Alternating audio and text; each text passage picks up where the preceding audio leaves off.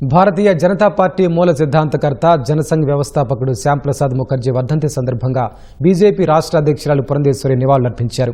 Polling booth శక్తి కేంద్రాల వేదికగా శ్యాంప్రసాద్ వర్ధంతిని నిర్వహించాలని పార్టీ నేతలు కార్యకర్తలకు ఆదేశించారు. శ్యాంప్రసాద్ మహోన్నత వ్యక్తి అని ఆమె కొనియాడారు. జూన్ 23 శ్యామప్రసాద్ ముఖర్జీ గారి వర్ధంతి.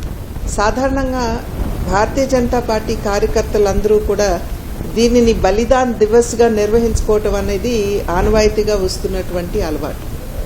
శ్యామప్రసాద్ ముఖర్జీ గారు వారు ఒక బహుముఖ ప్రజ్ఞాశాలి, ఒక న్యాయవాది, విద్యావేత్త, సామాజిక కార్యకర్త, రాజకీయ కార్యకర్త.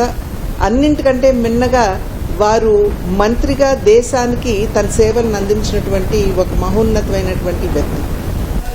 జమ్మూ కాశ్మీర్ భారతదేశంలో అంతర్భాగమేనని చెప్పి ఏదైతే వారు విశ్వసించారో దానికి కట్టుబడి ఈనాడు నరేంద్ర మోడీ గారి నాయకత్వంలో ఉన్నటువంటి కేంద్ర ప్రభుత్వం ఆర్టికల్ అంటే 370 అధికరణని రద్దు చేసి ఇవాళ జమ్మూ కాశ్మీర్ భారతదేశంలో అంతర్భాగమేనని చెప్పి తెలియజేయడం జరిగింది.